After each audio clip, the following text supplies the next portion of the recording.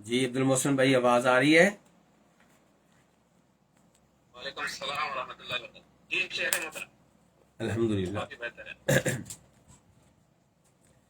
الحمدللہ رب العالمین والصلاة والسلام علی نبینا محمد وعلی آلہ وصحبہ اجمعین اما بعد.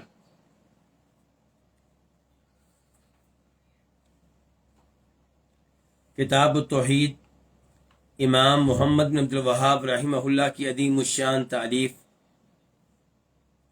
آج اس کا 20واں باب پڑھیں گے اور یہ باب ہے باب ما جاء ان الغلو فی قبور الصالحین یصیرها اوثانا تعبد من دون اللہ. باب ہے اس بارے میں جو کچھ آیا ہے، بریکٹ میں کیا ہوگا، یعنی کہ جو کچھ قرآن و حدیث میں آیا ہے. تو باب ہے اس کے بارے میں جو کچھ آیا ہے یعنی کہ قرآن و حدیث میں. کس موضوع پہ؟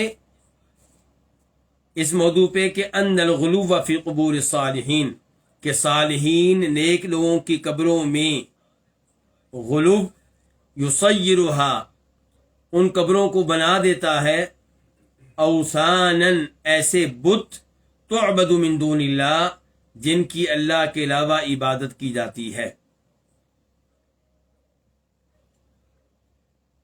سب سے پہلے یہ کہ اس باب کا کیا تعلق ہے گزشتہ ابواب سے. گزشتہ باب سے جو پہلا باب ہے وہاں یہ بتایا گیا تھا کہ شرک کا بہت بڑا سبب ہے غلو، اور پھر جو اس باب سے پہلا باب ہے اس میں اس جانب اشارہ کیا گیا کہ قبروں کے معاملے میں جو غلو ہوتا ہے یہ شرک کا بہت بڑا سبب ہے.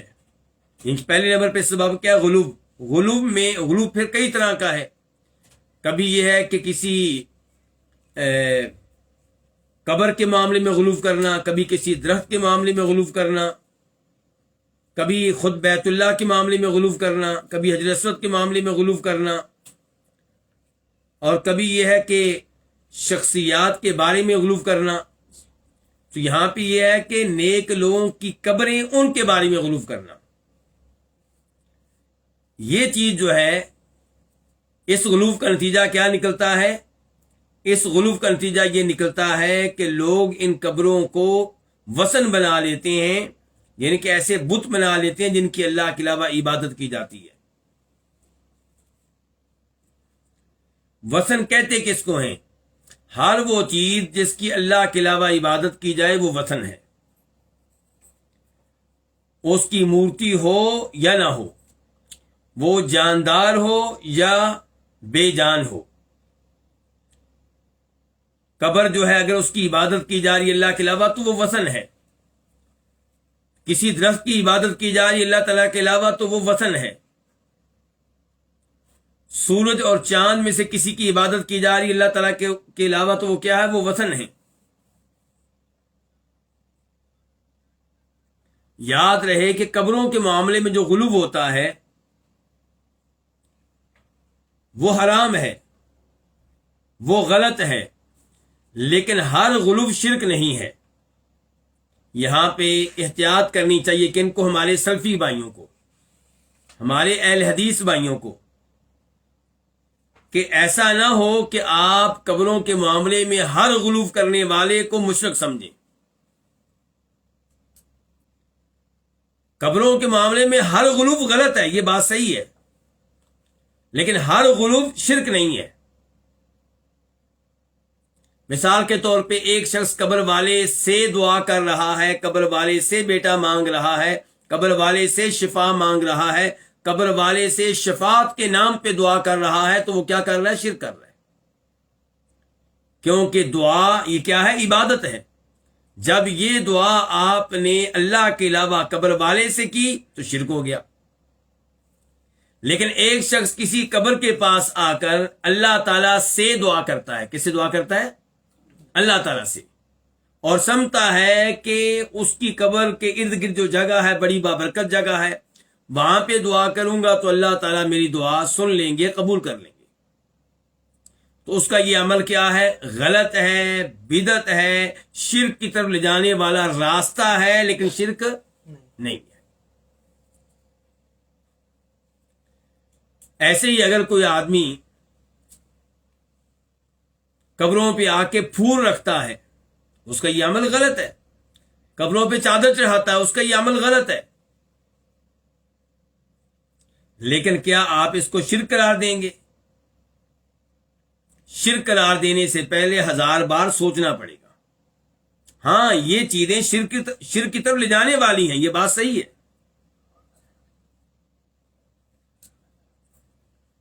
تو اس لیے باب کس بارے میں ہے؟ قبروں کے معاملے میں جو غلو کیا جاتا ہے اس بارے میں ہے کہ یہ جو غلو ہے یہ انسان کو شرک میں داخل کر دیتا ہے۔ یہ غلو جو ہے اس کا نتیجہ کو اچھا نہیں ہوتا۔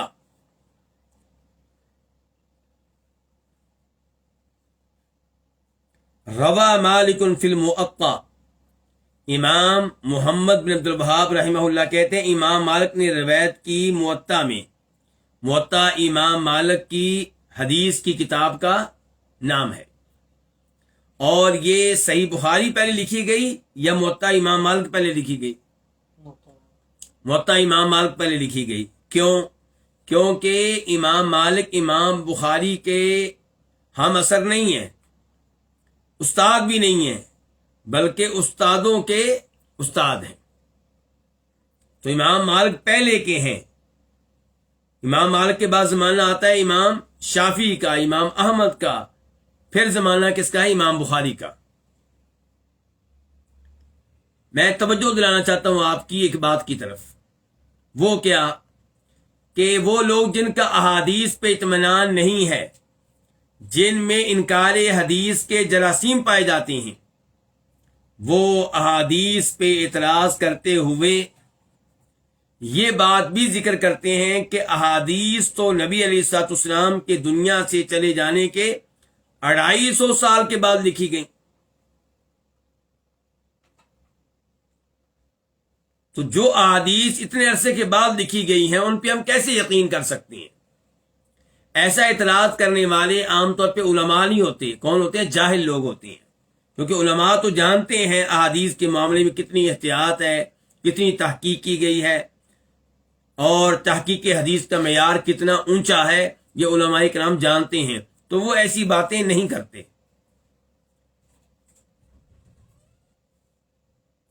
بتانا ہی چاہتا ہوں کہ امام بخاری، ان کا تعلق ہم مانتے ہیں کہ 2 صدی کے آخر کے زمانے سے ہے، 3 صدی کے شروع کے زمانے سے ہم مانتے ہیں، اور ان کی کتاب اسی زمانے میں لکھی گئی ہے۔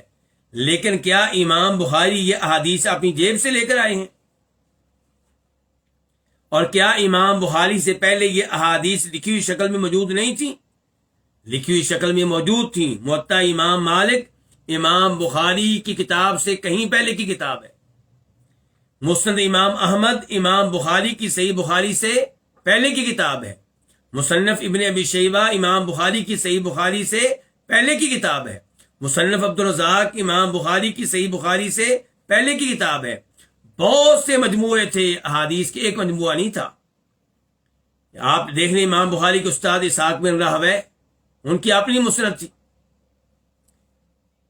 اور جناب ابو ہریرہ کا ایک صحیفہ ہے۔ عبداللہ بن عمر بن عاص خود احادیث لکھا کرتے تھے۔ تو کہنے کا مطلب یہ ہے کہ احادیث محفوظ ہیں، سیب ہیں، اور بڑی احتیاط کی گئی ہے ان کے معاملے میں۔ تو جن احادیث کو علماء حدیث نے صحیح قرار دیا وہ شک و شبہ سے بالا تر ہیں، خصوصاً وہ احادیث جو صحیح بخاری اور صحیح مسلم میں آئی ہے۔ تو امام مالک یہاں پہ روایت کرتے ہیں اپنی موطا میں کہ ان رسول اللہ صلی اللہ علیہ وسلم قال، کہ بے شک رسول اللہ صلی اللہ علیہ وسلم نے فرمایا۔ یہاں پہ اس بات کی وضاحت کر دوں کہ امام مالک روایت کرتے ہیں کس سے؟ صحابی کے نام ہمارے ہاں مذکور نہیں ہے، صحابی کا نام ہمارے پاس لکھا ہوا نہیں ہے۔ تو کون سے صحابی اس کو روایت کر رہے ہیں نبی علیہ الصلوۃ والسلام سے؟ اس کو روایت کر رہے ہیں عطا بن یسار تابی. عطا بن یسار تابی جو ہے وہ اس حدیث کو روایت کر رہے ہیں. تو یہ حدیث کیا ہوئی؟ مرسل. جس حدیث میں تابی یہ کہے کہ اللہ کے رسول نے یوں کہا، درمیان میں صحابی کا تذکرہ نہ کرے، اس کو مرسل کہا جاتا ہے. اور مرسل حدیث ضعیف ہوتی ہے یا صحیح؟ ضعیف ہوتی ہے، ناقابل اعتبار ہوتی ہے. تو آپ یہ حدیث جو ہم پڑھنے لگے ہیں تو پھر کیا یہ ناقابل اعتبار ہے؟ تو گزارش یہ ہے کہ یہ حدیث اس سند کے لحاظ سے جو ہمارے سامنے ہے ضعیف ہے، لیکن چونکہ یہ حدیث دیگر روایات میں بھی آئی ہے تو ان روایات کی وجہ سے اس کو صحیح قرار دیا گیا ہے. اور صحیح قرار دینے والوں میں ایک بڑے امام شیخ البانی رحمہ اللہ ہے. چنانچہ اس حدیث کو امام بزار، امام ابو یعلا روایت کرتے ہیں مشہور و معروف صحابی جناب ابو ہریرہ رضی اللہ تعالی عنہ سے. تو خلاصہ کلام یہ ہے کہ یہ حدیث کیا ہے؟ صحیح ہے. اگرچہ اس سند کے لحاظ سے صحیح نہیں ہے جو ہمارے سامنے ہے، لیکن اس کی جو دیگر سندیں ہیں، دیگر جو شواہد ہیں، ان کے اعتبار سے یہ کیا ہے؟ یہ صحیح ہے.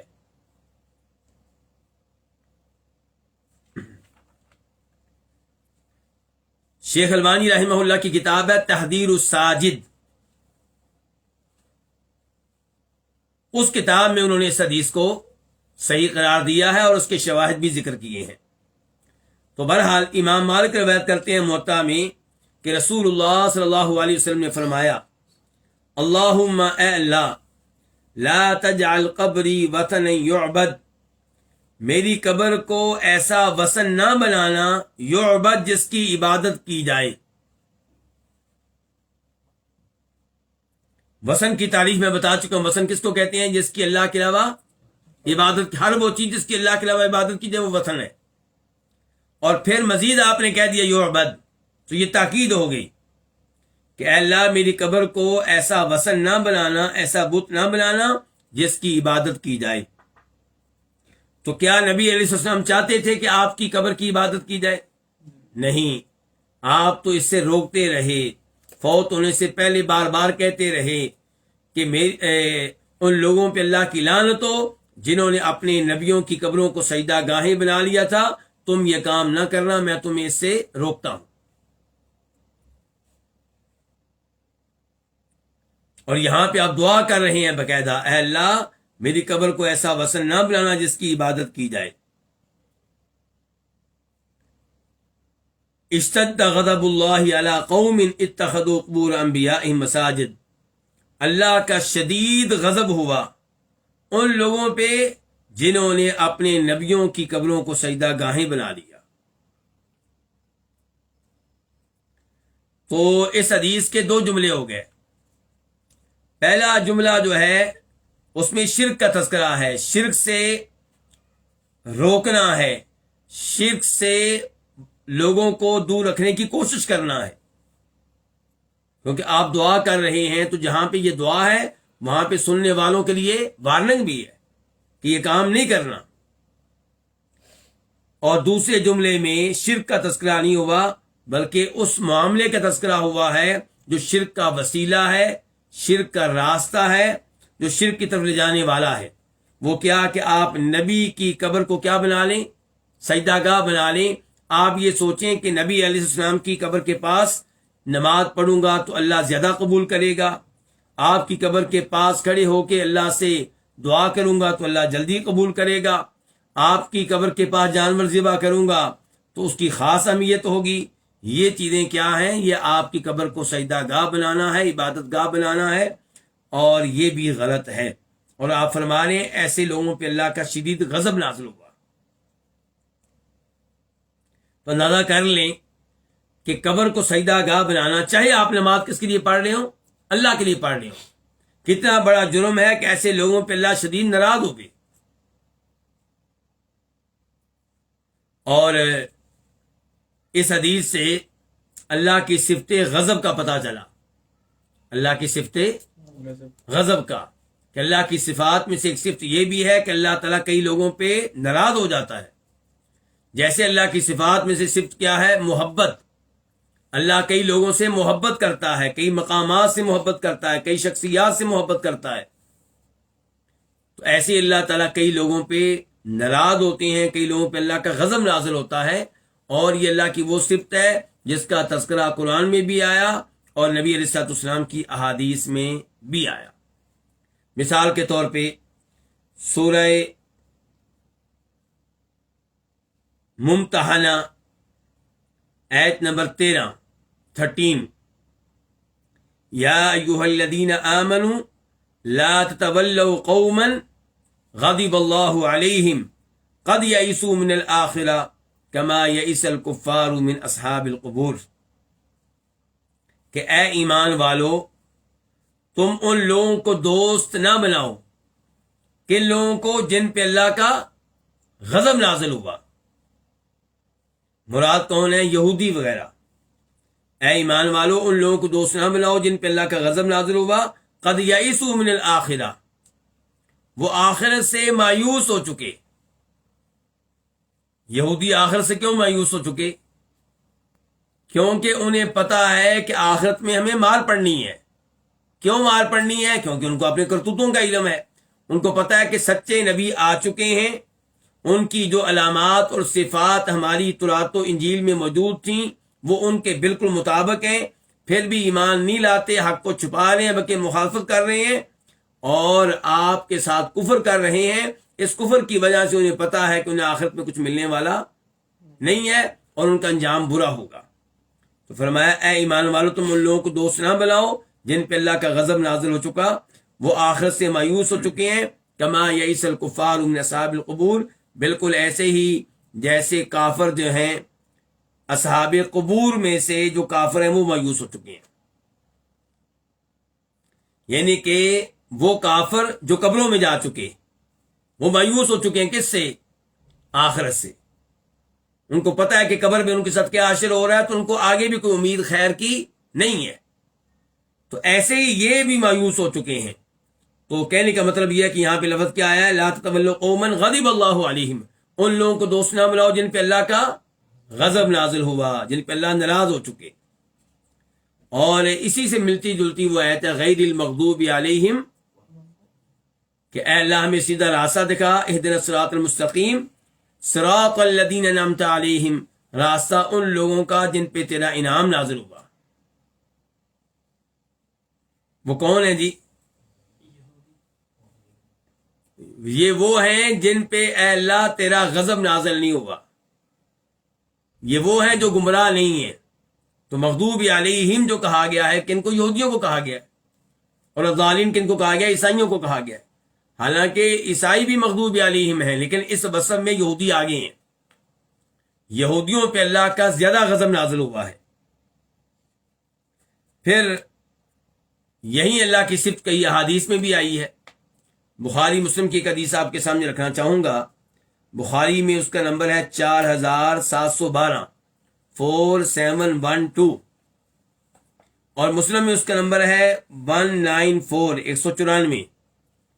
تو بخاری میں 4712، اور یہ حدیث ہے حدیث شفاعت، کہ جب لوگ میدان حشر میں کھڑے ہوں گے اپنے اپنے گناہوں کے مطابق پسینے میں ڈوبے ہوئے ہوں گے، تب لوگ انبیاء کرام علیہم الصلوۃ والسلام کے پاس آئیں گے۔ کیوں؟ شفاعت کے لیے، کہ آپ ہماری شفاعت کریں تاکہ لوگوں کا حساب کتاب ہو۔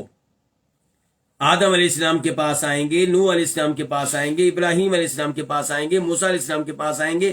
ہر نبی معذرت کر لے گا اور کیا کہے گا؟ ان ربی قد غضب اليوم غضبا لم یغضب قبلہ مثلا ولن یغضب بعدہ مثلا، کہ آج اللہ رب العزت شدید غصے میں ہیں، اتنے غصے میں نہ اللہ پہلے کبھی تھے نہ آئندہ کبھی ہوں گے۔ یعنی کہ ہم میں شفاعت کرنے کی ہمت نہیں ہے۔ مجھے ہر نبی کہے گا مجھے چھوڑ دو، کسی اور کے پاس جاؤ۔ بالآخر ہمارے نبی جناب محمد رسول اللہ صلی اللہ علیہ وسلم کے پاس آئیں گے، اور آپ اللہ کے عرش کے نیچے سجدے میں پڑ جائیں گے۔ وہ سجدہ 6-7 دنوں کے برابر ہوگا، طویل ترین سجدہ ہوگا۔ اللہ کی حمد و ثنا کے الفاظ کہیں گے جو اس موقع پہ آپ کے دل میں ڈالے جائیں گے، اور پھر اللہ تعالیٰ آپ سے کہیں گے کہ سر اٹھائیے، شفاعت کیجیے، آپ کی شفاعت سنی جائے گی، مانی جائے گی۔ تو اس حدیث سے بھی پتہ چلا کہ اللہ تعالیٰ کی صفات میں سے ایک صفت کیا ہے؟ اللہ کا غضب، یہ بھی اللہ کی صفات میں سے ایک صفت ہے، اور یہ کوئی عیب کی بات نہیں ہے، یہ خوبی کی بات ہے۔ آپ دیکھیں گے کہ لوگوں میں کیا ہوتا ہے، کئی لوگ انتہائی غصے والے ہوتے ہیں، اور ان کا غصہ تب بھی ظاہر ہو رہا ہوتا ہے جب ظاہر نہیں ہونا چاہیے، وہ اس پہ ناراض ہو جاتے ہیں جس پہ ناراض نہیں ہونا چاہیے۔ تو یہ کمزوری ہے، یہ عیب ہے۔ اور کئی لوگ ایسے ہوتے ہیں جن کو بالکل غصہ نہیں آتا، کیا یہ خوبی ہے؟ نہیں، یہ بھی عیب ہے۔ یعنی کہ آپ کے سامنے آپ کی بیگم غلط حرکت کرے، لوگوں کے ساتھ تعلقات قائم کرے، آپ کی بیٹیاں تعلقات قائم کریں، آپ کو غصہ نہ آئے، یہ خوبی ہے؟ خوبی کیا ہے کہ جہاں پہ غصہ آنا چاہیے وہاں پہ آپ کو آئے، اور جہاں پہ نہیں آنا چاہیے وہاں پہ نہ آئے۔ تو اللہ رب العزت جیسے محبت کرنے والے ہیں، اور اللہ کی محبت ان کے لیے ہے جو اللہ کی محبت کے لائق ہیں، ایسے ہی اللہ تعالیٰ کا غضب ہے ان کے لیے جن پہ غضب ہونا چاہیے، اور یہ اللہ رب العزت کی خوبیوں میں سے ایک خوبی ہے۔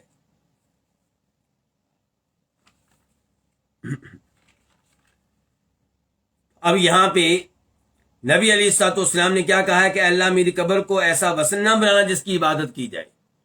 تو اگر آپ کی قبر کی عبادت شروع ہو گئی تو یہ وہ غلو ہے جو انسان کو کہاں پہنچاتا ہے؟ شرک تک پہنچاتا ہے۔ تو اس سے آپ روک رہے ہیں، اس سے آپ منع کر رہے ہیں، اس سے آپ ڈر رہے ہیں۔ وَلِبْنِ جَرِيرٍ بِسَنَدِهِ عن سفیان عن منصور عن مجاہد، اور امام ابن جریر الطبری کی روایت میں ہے۔ امام ابن جریر طبری کا تذکرہ چونکہ درس میں شاید زیادہ نہیں ہوتا، شاید پہلی دفعہ ہوا کتاب التوحید کے درس میں، تو معلوم ہونا چاہیے کہ یہ تفسیر کے بہت بڑے امام ہیں، یہ تفسیر کے بہت بڑے امام ہیں۔ ان کو امام المفسرین، سید المفسرین کہا جاتا ہے۔ آپ کہہ سکتے ہیں کہ جیسے احادیث کے معاملے میں امام بخاری، امام مسلم کی شہرت ہے، ایسی تفسیر کے معاملے میں امام طبری وغیرہ کی شہرت ہے۔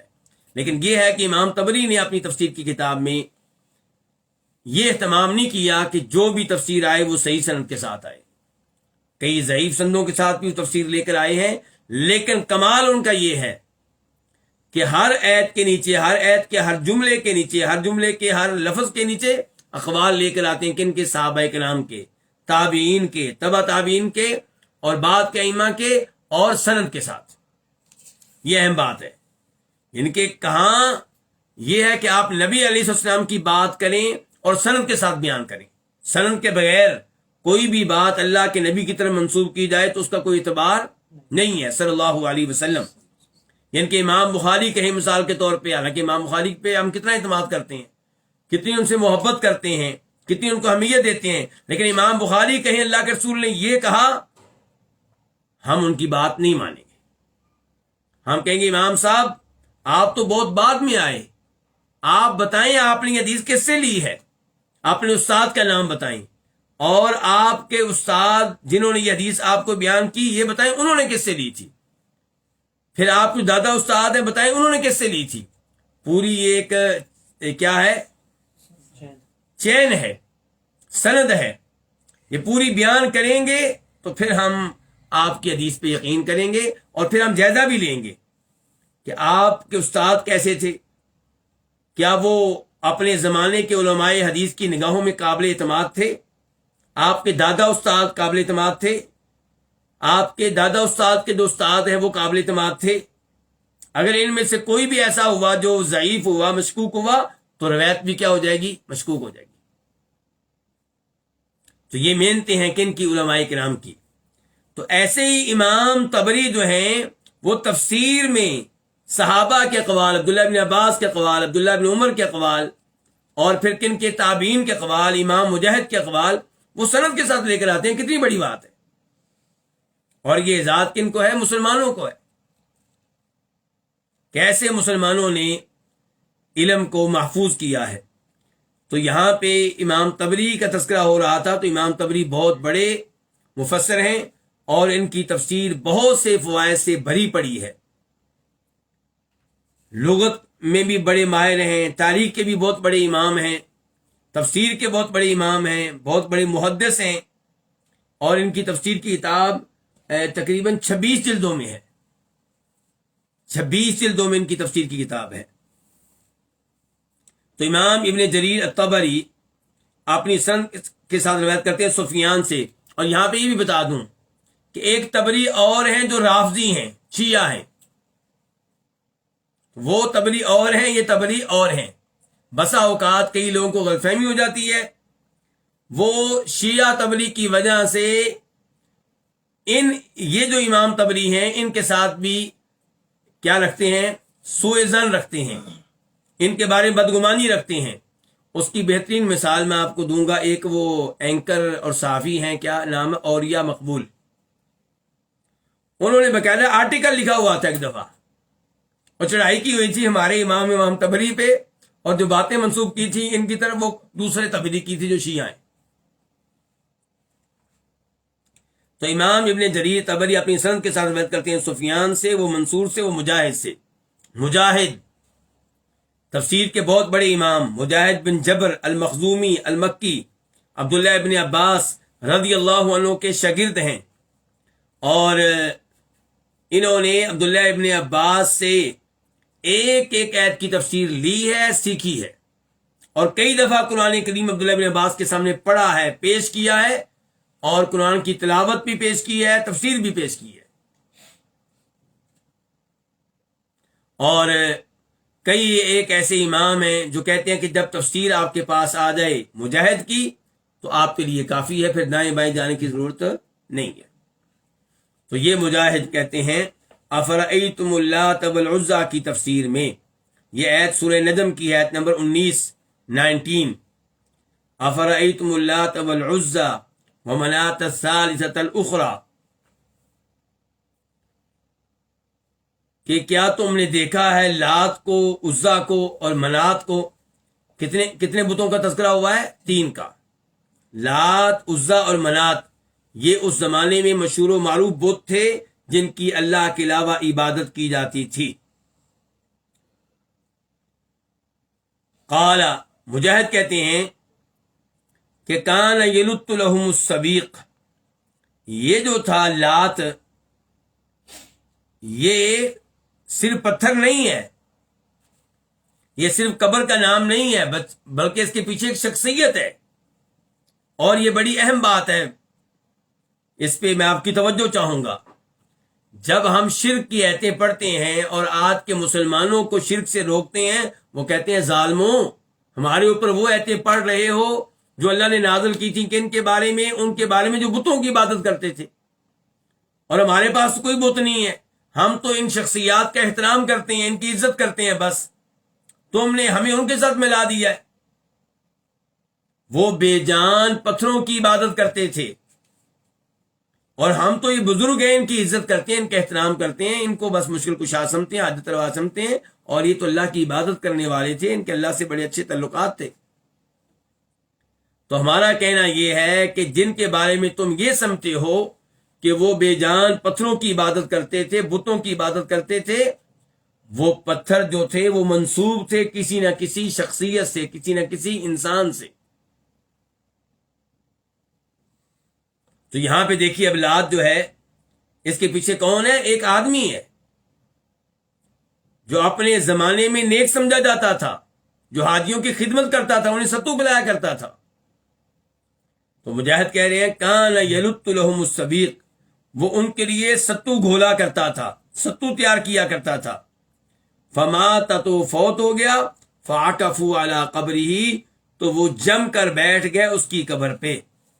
عکفو اعتکاف سے ہے، اعتکاف بھی جم کر بیٹھ جانے کو کہتے ہیں۔ آپ کو پتہ ہے کہ 10 دن اعتکاف کرنے والا مسجد میں جم کر بیٹھ جاتا، مسجد سے باہر نہیں جاتا۔ ایسے ہی کئی لوگ قبروں کے پاس جم کر بیٹھ جاتے ہیں، انہیں کیا کہا جاتا ہے؟ قبروں کے مجاور۔ تو یہ فوت ہو گیا ہے لات، اور وہ لوگ اس کی قبر پہ مجاور بن کر بیٹھ گئے، اور دیکھ لیں قبر پہ مجاور بن کر بیٹھے اور کل کو پھر کیا شروع ہو گیا؟ یہاں سے شرک شروع ہوا. وہ شرک شروع ہوا جس کو ختم کرنے کے لیے نبی علیہ السلام نے اپنا پورا زور لگایا، لیکن بڑی مشکل سے چند لوگ مکہ والوں میں سے تیار ہوئے. کتنے سالوں میں؟ 13 سالوں میں. پھر آپ حتیٰ کہ آپ کو مکہ چھوڑنا پڑا. یعنی کہ لات کی عبادت پہ اور دیگر بتوں کی عبادت پہ وہ لوگ اتنے پختہ ہو چکے تھے کہ نبی علیہ الصلوۃ والسلام جیسے عظیم انسان جن کو وہ امین مانتے تھے، صادق مانتے تھے، جن کے اخلاق کے وہ معترف تھے، ان کو مکہ چھوڑنا پڑا، مکہ سے نکلنا پڑا. یعنی کہ اپنے بتوں کو چھوڑنے کے لیے تیار نہیں ہوئے، اللہ کے رسول کو انہوں نے مکہ سے نکال دیا.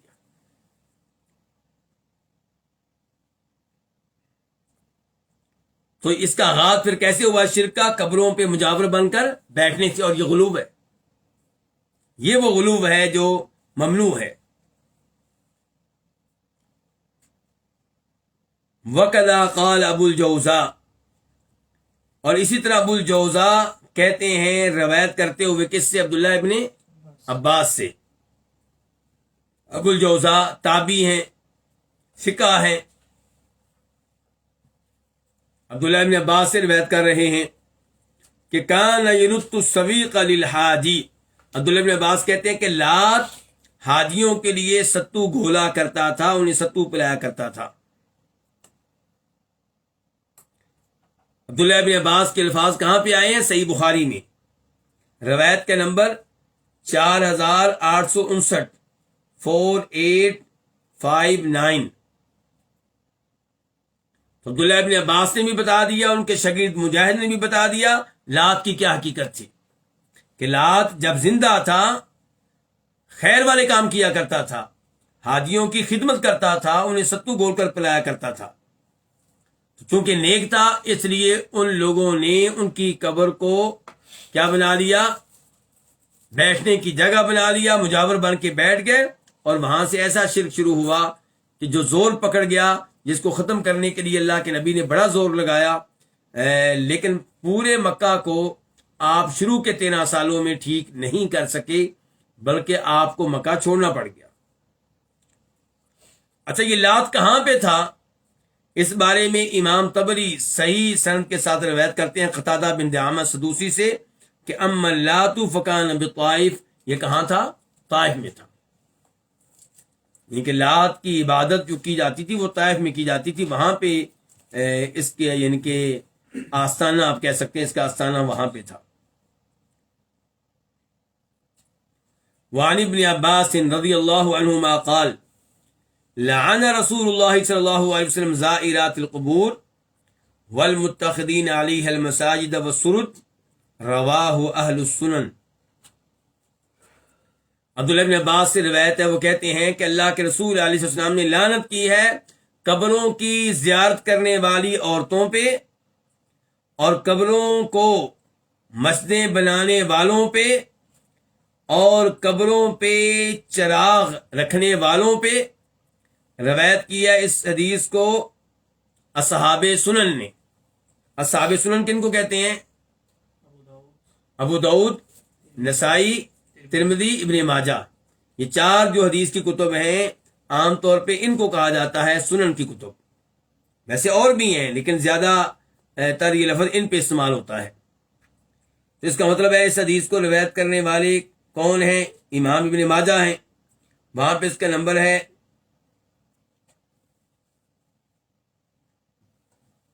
ابو داؤد کا نمبر لکھ لیں. ابو داؤد شریف میں اس کا نمبر ہے 3236، 3236.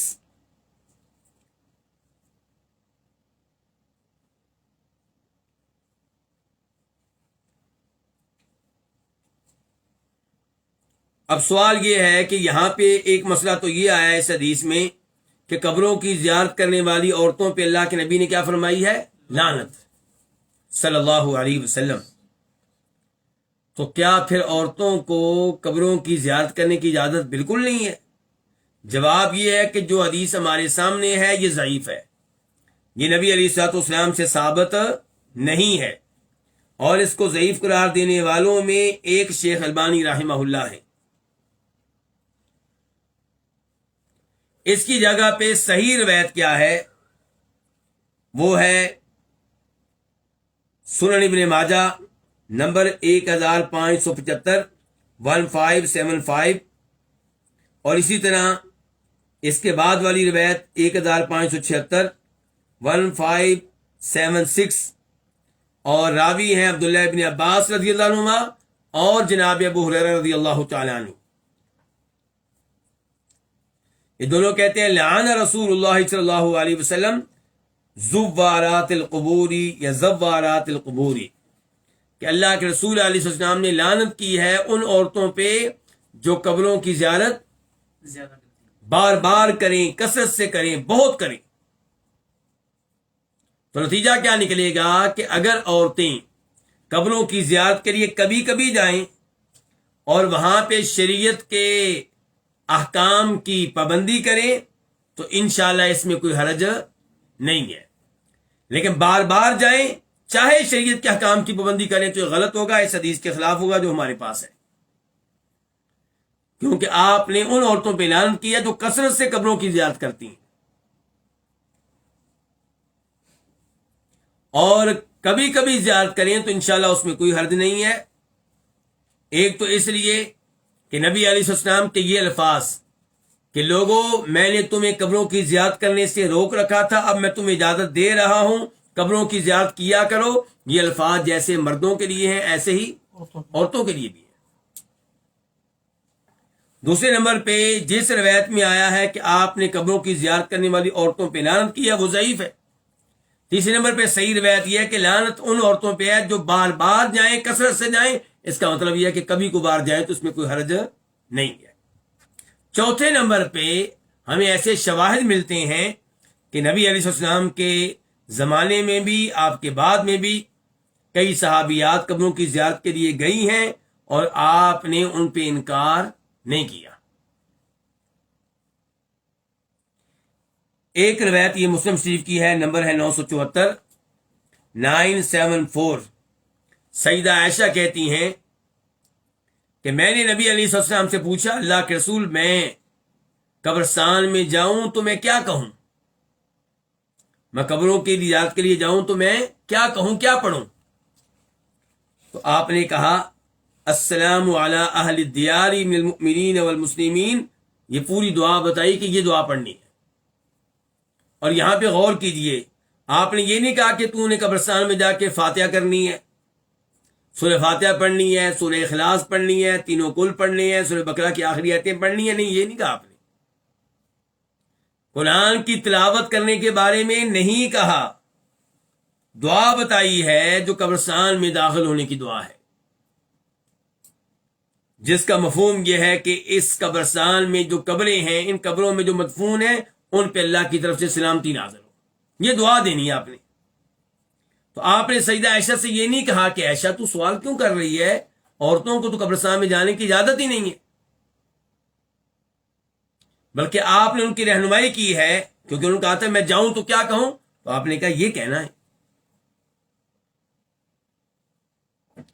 اور پھر آپ لوگوں کو وہ حدیث بھی یاد ہوگی کہ نبی علیہ السلام گزر رہے تھے تو آپ نے دیکھا کہ ایک عورت ایک قبر پہ بیٹھی ہوئی ہے اور رو رہی ہے، تو آپ نے کیا کہا تھا اتق اللہ واصبری، اللہ سے ڈر جا اور صبر کر۔ تو اس نے یہ دیکھے بغیر کہ الفاظ کون کہہ رہا ہے، مجھے کون سمجھا رہا ہے، کہہ دیا کہ اگر تیرے اوپر مصیبت آئی ہوتی ہے ایسی تو تجھے پتہ چلتا۔ نبی علیہ السلام خاموش رہے، چلے گئے اپنے گھر میں، صبر کا مظاہرہ کیا، آپ نے عورت کو ڈانٹا نہیں ہے، برا بلا نہیں کہا۔ عورت کو بعد میں پتا چلا کہ یہ تو اللہ کے رسول تھے، تو پھر وہ معذرت کرنے کے لیے آئی، تو آپ نے کہا تھا الصبر عند صدمۃ الاولی، حقیقی صبر وہ ہوتا ہے جو تب کیا جائے جب پہلی بار چوٹ لگے، جب پہلی بار صدمے کی خبر پہنچے۔ تو کہنے کا مطلب یہ ہے کہ اس عورت پہ بھی انکار کیا گیا، کس بات پہ کہ رو رہی ہے، اس پہ انکار نہیں کیا گیا کہ قبرستان میں کیوں آئی ہے۔ اس کے بعد مسئلہ آ گیا اس حدیث میں، ایک تو یہ آیا تھا کہ اللہ کے رسول نے لعنت کی ہے ان عورتوں پہ جو قبروں کی زیارت کرتی ہیں، دوسرے نمبر پہ کیا ہے کہ ان پہ بھی آپ نے لعنت کی ہے جو قبروں کو کیا بنا لیتے ہیں، قبروں کے اوپر مسجدیں بنا لیتے ہیں، تو یہ چیز بھی غلط ہے۔ اور اس کی وضاحت گزشتہ باب میں ہو چکی ہے۔ گزشتہ باب میں وہ احادیث تھیں جن احادیث میں آپ نے لعنت کی ہے ان لوگوں پہ جنہوں نے اپنے نبیوں کی قبروں کو کیا بنا لیا؟ سجدہ گاہیں بنا لیا۔ مثال کے طور پہ بخاری مسلم کی حدیث جس کا بخاری میں نمبر ہے 435 435 اور مسلم میں اس کا نمبر ہے 531 531۔ اور پھر مسلم کی حدیث کہ آپ فوت ہونے سے 5 راتیں پہلے کہہ رہے تھے، جس کے راوی جندب بن عبداللہ ہے کہ الا وان من کان قبلکم کانوا یتخذون قبور انبیائہم مساجد، کہ میری بات دھیان سے سن لو کہ تم سے پہلے لوگ اپنے نبیوں کی قبروں کو سجدہ گاہیں بنا لیا کرتے تھے۔ الا فلا تتخذوا القبور مساجد، تم قبروں کو سجدہ گاہیں نہ بنانا۔ انی انہاکم عن ذلک، میں تمہیں اس حرکت سے روک رہا ہوں۔ مسلم شریف حدیث نمبر 532 532۔ اور ایسے ہی مسند احمد کی حدیث 4342 4342، عبداللہ بن مسعود راوی ہیں کہ بے شک بدترین لوگ وہ ہیں جو قیامت آنے پہ زندہ ہوں گے، موجود ہوں گے، اور وہ بدترین لوگ ہیں جو قبروں کو مسجد بنا لیتے ہیں۔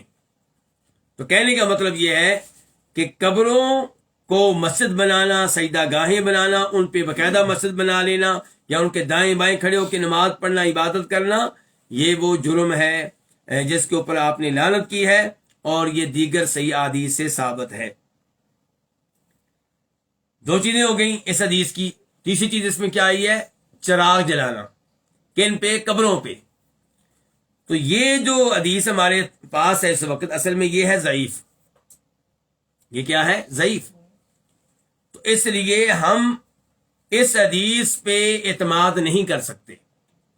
البتہ میں نے گزارش کر دی ہے کہ یہ جو جملہ نمبر 2 ہے کہ اللہ کے رسول کی لعنت ہے ان پہ جو قبروں پہ مسجدیں بنا لیتے ہیں، اس کی تائید دیگر صحیح حدیث سے ہوتی ہے، جیسا کہ ابھی بتا چکا ہوں۔ اور جو پہلا حصہ ہے کہ اللہ کے رسول نے لعنت کی قبروں کی زیارت کرنے والی عورتوں پہ، وہ بھی ہم نے کہہ دیا کہ ثابت نہیں ہے، اور صحیح حدیث میں یہ آیا کہ لعنت ان عورتوں پہ ہے جو بار بار اور کثرت سے قبروں کی زیارت کرتی ہیں۔ اب رہ گیا یہ تیسرا جملہ کہ لعنت ان پہ بھی آپ نے کی ہے جو قبروں پہ چراغ جو ہیں وہ جلاتے ہیں۔ تو یہ جملہ چونکہ نہ اس حدیث سے ثابت ہے نہ دیگر حدیث سے ثابت ہے، اس لیے یہ بالکل ضعیف ہے۔ البتہ علماء کرام نے اس عمل کو غلط قرار دیا ہے، اس لیے گریز کرنا چاہیے قبروں پہ چراغ کا اہتمام کرنے سے، چراغ جلانے سے، ان چیزوں سے دور رہنا چاہیے۔ واللہ تعالی اعلم۔ اس کے بعد فیہ مسائل، اس باب میں کیا مسائل ہیں، کیا کیا مسئلے ہمیں معلوم ہوئے ہیں، کیا کیا احکام ہمیں معلوم ہوئے ہیں۔ الاولا، پہلا مسئلہ تفسیر الاوثان، اوثان کی تفسیر معلوم ہو گئی، وثن کی وضاحت معلوم ہو گئی، وثن کا تعارف ہو گیا، وثن کہتے کس کو ہے۔ تو یہ کہاں پہ تعریف آئی ہے جی؟ اللہ کے نبی نے کیا کہا تھا دیکھیں ذرا، صلی اللہ علیہ وسلم، موطا والی روایت کہ اللہم لا تجعل قبری وطنا یعبد، اے اللہ میری قبر کو ایسا وثن نہ بنانا یعبد جس کی عبادت کی جائے۔ اس کا مطلب یہ کہ وثن وہ ہوتا ہے جس کی عبادت کی جائے، تو ہر وہ چیز جس کی اللہ کے علاوہ عبادت کی جائے وہ وثن ہے، چاہے اس کی مورتی ہو یا نہ ہو۔ تو وہ قبر جس کی اللہ کے علاوہ عبادت کی جا رہی ہے وہ کیا کہلائے گی؟ وثن کہلائے گی، بت کہلائے گی۔ وہ درخت جس کی اللہ کے علاوہ عبادت کی جا رہی ہے وہ کیا کہلائے گا؟ وثن کہلائے گا۔ الثانیہ، دوسرا مسئلہ تفسیر العبادہ، عبادت کی تفسیر، عبادت کی وضاحت۔ تو جی ہاں، اگر کوئی قبر کے پاس آتا ہے اور قبر والے سے ڈر رہا ہے، قبر والے پہ امیدیں لگائے ہوئے ہے، قبر والے کی محبت دل میں بٹھائے ہوئے ہے، اور خشوع و خضوع کا اظہار کر رہا ہے، ہاتھ باندھ کے بڑے بادب ہو کے کھڑا ہے، تو یہ اس کی کیا کر رہا ہے؟ یہ عبادت کر رہا ہے۔ اس کو کیا کہا جائے گا؟ عبادت کہا جائے گا۔ یہ انداز جو اللہ تعالیٰ کے لیے خاص ہے یا کسی اور کے لیے اختیار کیا تو اس کو بھی عبادت کہا جائے گا۔ الثالثہ، تیسرا مسئلہ انہ صلی اللہ علیہ وسلم لم یستعذ الا مما یخاف وقوعہ، کہ نبی علیہ السلام نے نہیں پناہ مانگی مگر اسی چیز سے جس میں واقع ہونے کا ڈر تھا، جس کے بارے میں آپ کو ڈر تھا کہ لوگ اس میں واقع ہو سکتے ہیں۔ وہ کیا چیز ہے جی؟ آپ نے کیا کہا کہ اے اللہ میری قبر کو ایسا وثن نہ بنانا، ایسا بت نہ بنانا جس کی کیا کی جائے؟ عبادت کی جائے۔ اس کا مطلب یہ ہے کہ آپ کو اس چیز کا خطرہ تھا، ڈر تھا، اسی لیے تو آپ دعا کر رہے ہیں، اسی لیے تو پناہ مانگ رہے ہیں اللہ تعالیٰ سے۔ تو اس میں رد ہو گیا ان لوگوں کا، انکار ہو گیا ان لوگوں پہ جو یہ کہتے ہیں کہ نبی علیہ الصلوۃ والسلام کے بعد امت محمد شرک کرے، یہ ممکن ہی نہیں ہے۔ کیوں؟ کیونکہ اللہ کے رسول نے فرمایا تھا کہ مجھے تم سے شرک کا خطرہ نہیں ہے۔ تو ہم کہتے ہیں کہ اس حدیث کا مفہوم یہ ہے کہ صحابہ کرام کی طرف سے خطرہ نہیں کہ کوئی صحابی شرک کرے گا، یا دوسرا مطلب اس حدیث کا یہ ہے کہ یہ خطرہ نہیں ہے کہ میری پوری امت شرک میں مبتلا ہو جائے، ورنہ شرک آپ کی امت میں موجود تھا، ہے اور رہے گا۔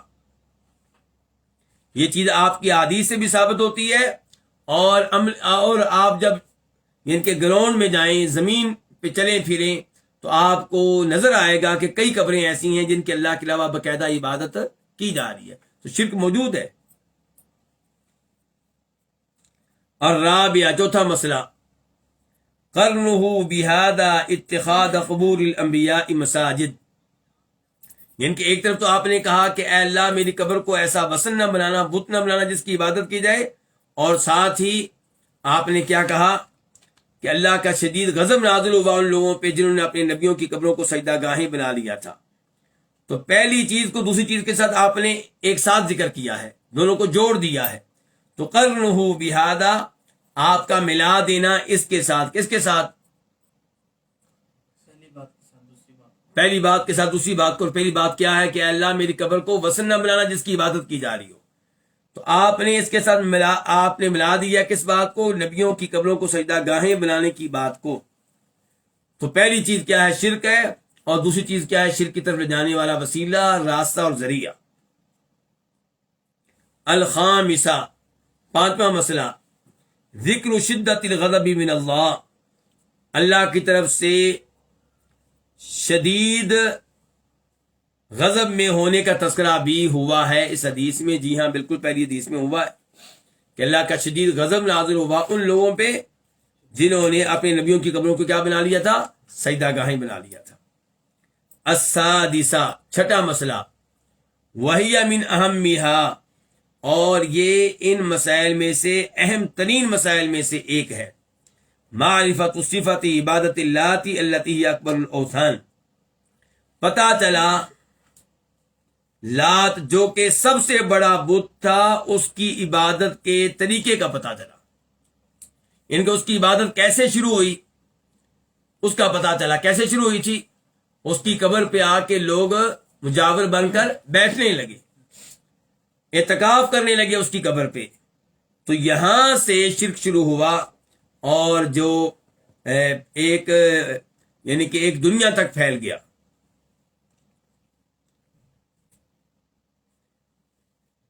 تو جب یہ پتہ چل جائے کہ نبی علیہ السلام کے زمانے میں جن کے اللہ کے علاوہ عبادت کی جاتی تھی کیسے کی جاتی تھی، فائدہ یہ ہوگا کہ آج ہم ایسے کاموں سے بچنے کی کوشش کریں گے جو کام اللہ کے رسول کے زمانے میں اختیار کیے گئے اور ان کو شرک قرار دیا گیا۔ السابعہ، ساتواں مسئلہ، معرفت انہ قبر رجل صالح، یہ پتہ چلا کہ یہ ایک نیک آدمی کی قبر تھی۔ لات یہ کیا تھی؟ ایک نیک آدمی کی قبر تھی۔ الثامنہ، آٹھویں نمبر پہ، انہ اسم صاحب القبر و ذکر معنی تسمیہ، اچھا یہ بھی پتہ چل گیا کہ لات جو تھا وہ نیک آدمی کی قبر تھی، تو پھر بھی اسے غلط قرار دیا گیا۔ اس کا مطلب یہ ہے کہ یہ نہیں دیکھا جائے گا کہ بزرگ نیک ہیں یا نیک نہیں ہیں، یہ دیکھا جائے گا کہ چاہے وہ نیک ہیں، آپ ان کے معاملے میں، ان کی قبر کے معاملے میں غلو نہیں کر سکتے۔ آٹھواں مسئلہ کیا ہے کہ یہ اسم صاحب القبر، لات جو ہے قبر والے کا نام ہے، اور اس نام کے معنی کا بھی تذکرہ ہو گیا، یعنی کہ پتہ چل گیا کہ لات کس سے ماخوذ ہے؟ لتا ینتو سے. لات لتا ینتو سے کیا ہو گیا؟ اسم فاعل. لات ستو گول کر پلانے والا، تو لات یہاں سے ماخوذ ہے، کس سے؟ لتا ینتو سے، یعنی کہ ستو گول کر پلانے کے عمل سے. اور دوسرا قول یہ ہے کہ لات جو ہے یہ ماخوذ ہے لفظ اللہ سے، اللہ تعالیٰ کے نام سے، یعنی کہ وہ چونکہ جنوں کو اللہ کی بیٹیاں قرار دیتے تھے، اور انہوں نے اپنے معبودوں کے نام بھی مؤنث نام رکھے ہوئے تھے، مادہ نام رکھے ہوئے تھے، تو لفظ اللہ سے کیا بنا لیا؟ لات. یعنی کہ لفظ اللہ کے آخر میں کیا لگا لی؟ تا. اور شروع میں وہی اللہ، آخر میں تا آنے سے کیا ہو گیا؟ اللات. تو یہ دوسرے قول کے مطابق لات جو ہے کہاں سے ماخوذ ہے؟ لفظ اللہ سے. اور پہلے قول کے مطابق کس سے ماخوذ ہے؟ لتا ینتو سے.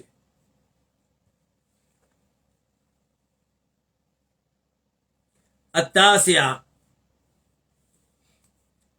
نواں مسئلہ، لعنہ زوارات القبور، نبی علیہ السلام کا لعنت کرنا ان پہ جو قبروں کی بار بار زیارت کریں، کثرت سے زیارت کریں. تو بہرحال عورتیں کبھی کبھار قبروں کی زیارت کے لیے جا سکتی ہیں، اور ان قبروں پہ جائیں جہاں جانے سے موت یاد آئے. العاشرہ، لعنہ من اسرجہا، آپ کا لعنت کرنا اس پہ جو ان پہ چراغ جلائے. کن پہ؟ قبروں پہ. قبروں پہ جو چراغ جلائے ان پہ بھی آپ نے لعنت کی ہے، لیکن گزارش کر چکا ہوں کہ روایت صحیح سند کے ساتھ ثابت نہیں ہے. تو آج کے درس کا یہیں پہ اختتام کرتے ہیں. انشاءاللہ کل کتاب الفوائد کے درس میں ملاقات ہوگی. اللہ تعالیٰ آپ سب کو سلامت رکھے، آپ لوگوں کے علم و عمل میں برکتیں ڈالے. وصلی اللہ تعالی علی نبینا محمد وعلی آلہ وصحبہ اجمعین.